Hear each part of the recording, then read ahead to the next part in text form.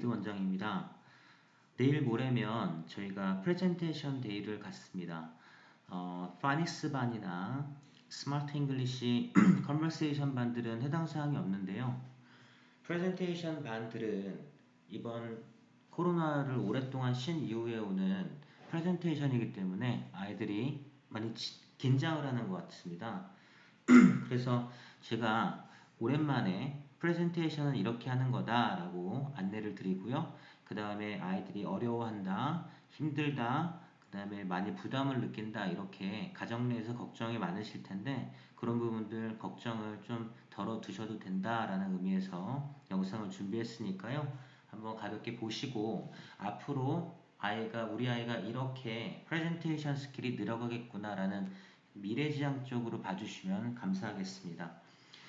고학년들은 일단 기본적으로 다 PPT를 본인 스스로들 합니다. 그렇기 때문에 문제는 없을 텐데요.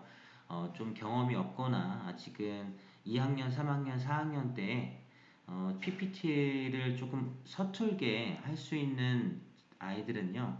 저희가 무리하게 PPT, 파워포인트를 하라고 저희가 지도를 하거나 강요를 하진 않습니다.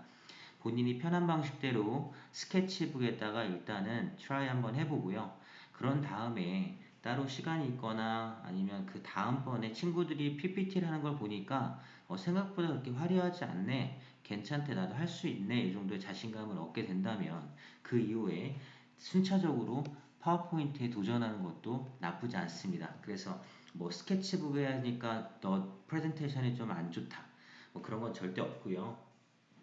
프레젠테이션의 어떤 준비 과정이라든지 그 과정에서 본인 얘기를 알맞게 주제에 맞게끔 전달하는 게 더 중요하니까요. 이 부분에 대해서 스케치북에다 하는 거냐 PPT에다 하는 거냐 너무 강박관념을 가질 필요는 없겠습니다. 다만 제가 꼭 주의해야 되는 것들을 정리를 했습니다. 주의를 해야 되는 것들을 보시면요. 지금 이 페이퍼는 친구가 또 다른 친구를, 그러니까 우리 아이가 다른 친구 발표할 때 가만히 멀뚱멀뚱 앉아있는 게 아니라 다른 친구들 발표할 때 한 학생당 한 페이퍼, 이렇게 한 페이퍼만큼 평가를 하게 됩니다. 데이트는 5월 27일 날이 되겠죠.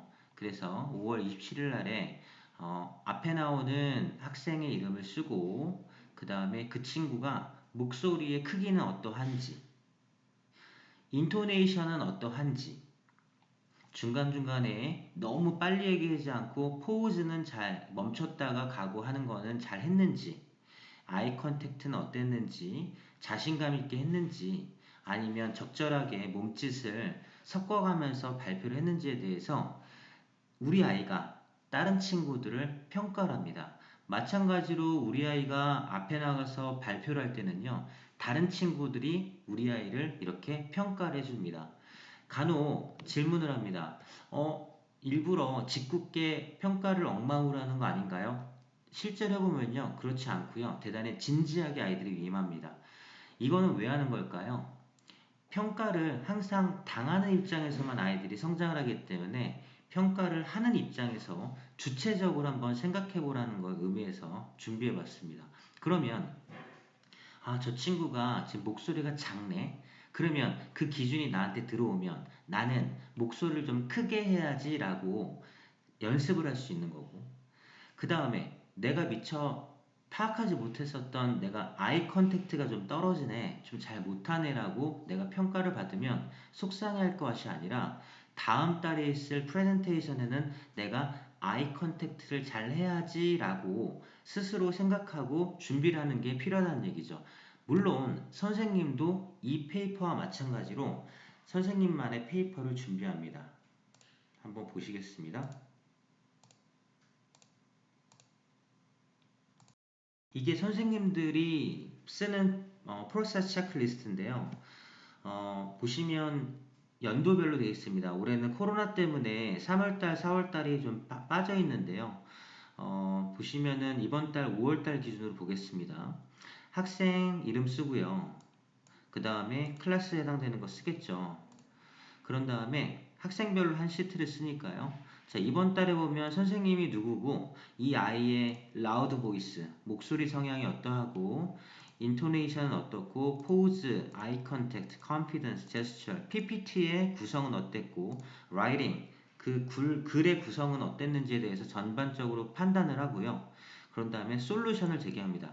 여기서 포인트는 뭐냐면 우리 아이가 처음 발표를 하거나 지금 발표를 얼마 하지 않은 상태 또는 오랫동안 쉬었다가 왔기 때문에 지금 갑작스럽게 프레젠테이션을 대단히 잘할 거라고 기대하지 않습니다.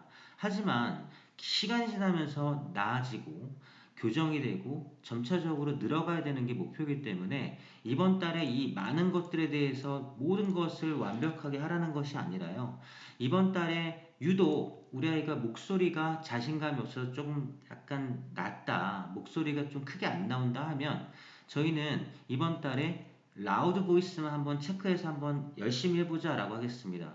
왜냐하면 인토네이션, 포즈 다른 것들은요 순차적으로 다음 달에 또 더블 체크할 거니까 그렇습니다. 라우드 보이스가 일단 되면요 다음 달에는 인토네이션까지 하고요. 그 다음 달에는 포즈, 아이 컨택트까지 하고요. 그런 다음에 제스처도 알려주고 그러고 난 다음에 마지막 구성이 PPT인 겁니다. 라이팅은 왜 마지막인가요? 라이팅은 시간이 지나면서 배우는 양이라든지 그래머 스킬, 라이팅 스킬이 다 붙어야지 점차적으로 느는 거기 때문에 이번 달에 너 라이팅이 안 좋구나라고 지적하는 게 의미가 없다고 생각하는 거죠. 점차적으로 늘려가는 게 더 중요하다고 봅니다. 그래서 순차적으로 1월부터 12월까지 쭉 그 솔루션이 해결돼 나가는 것들을 저희가 학생별로 선생님이 이 시트를 작성하고 있고요. 이거에 대해서 어머님들이 다시 거꾸로 질문을 돌이키면 우리 아이가 좀 PPT라든지 그 밖에 발표를 어려워하는데 어떡하죠? 라고 하는 질문에 대해서 다시 돌아보시면 당장 이번 달이 아니더라도 순차적으로 저희가 이런 것들은 솔루션으로 해결을 하겠습니다. 라고 하는 의미로 말씀을 드리는 거니까요. 걱정하지 마시고 저희가 내일 모레는 저희가 이런 부분에 대해서 한번 그 이정표, 그 기준점을 한번 삼는다라고 생각하고 아이들한테 격려와 칭찬 말씀 많이 해주시면 좋을 것 같습니다.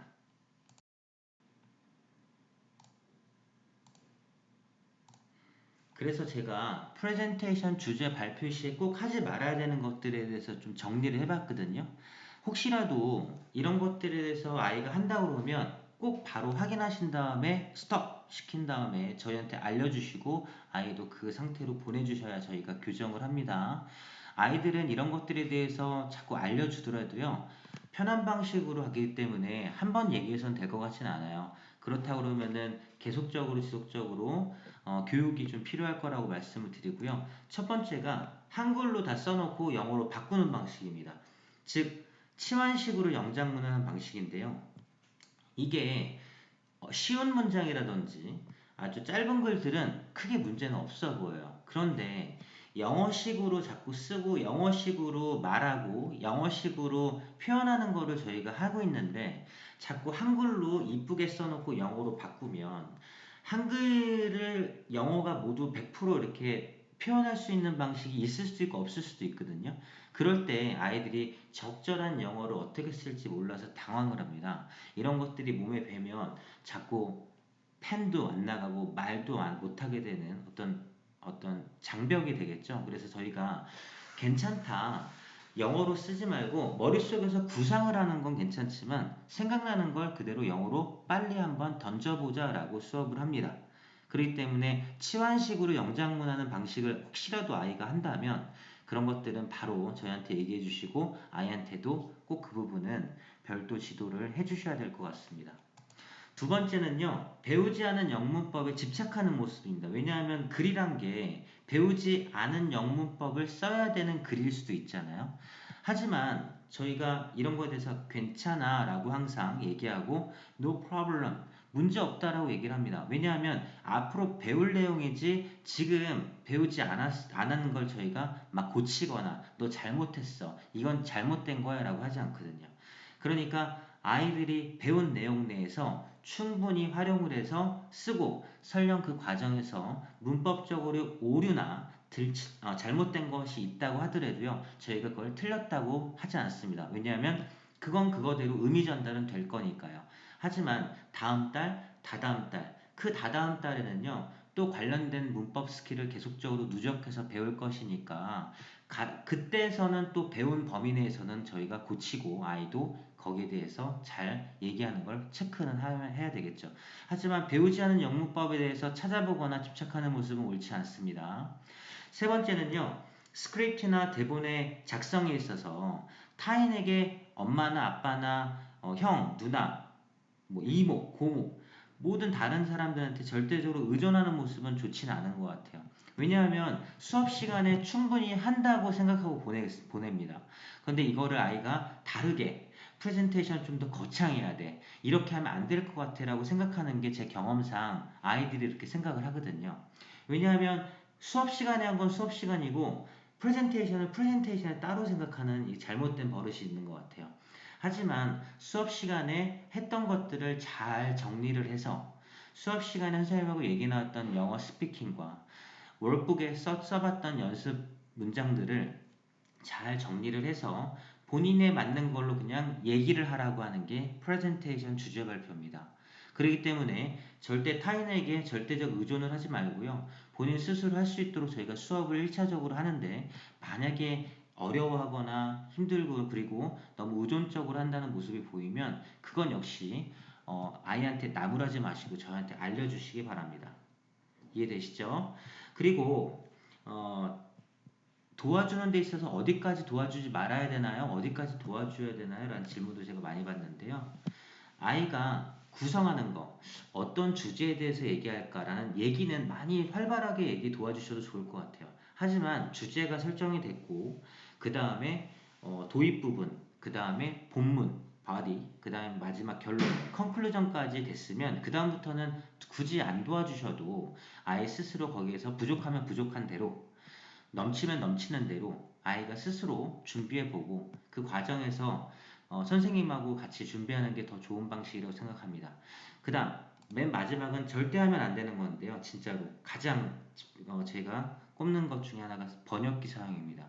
아이들이 흔히 요즘에 스마트폰을 셀폰을 잘 가지고 있고 놀기 때문에 거기까지는 자연스럽게 하겠지만 영어 사용하는 데 있어서 번역기, 구글 번역기나 네이버 파파고 같은 형식의 어떤 번역기를 사용한다면요. 정말 나쁜 방식이겠죠. 그렇기 때문에 그런 방식은 애초부터 절대로 강력하게 하지 않도록 집에서도 저희 학원에서도 가르치는 모든 선생님들이 절대적으로 주의를 줘야 된다고 생각합니다.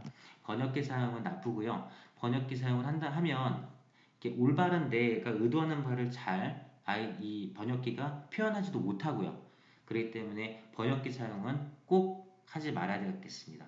제가 간단하게 정리해서 영상으로 준비해 봤는데요.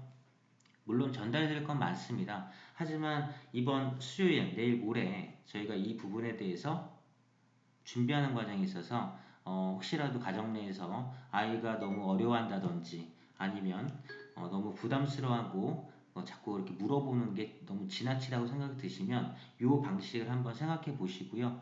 아이가 더 어려워하는 부분이 있으면 꼭 저희 원내로 메시지라든지 전화 연락 주시면 이 부분에 대해서 저희가 순차적으로 해결을 하도록 하겠습니다. 오늘 하루아침에 되는 게 어디 있겠습니까? 오늘 현재 상황에 대해서 잘 아이들 관찰하고요. 그 관찰된 내용 베이스로 저희가 계획을 잘 세워서 아이들 실력이 늘고 자신감 얻어갈 수 있도록 저희가 노력하겠습니다. 감사합니다.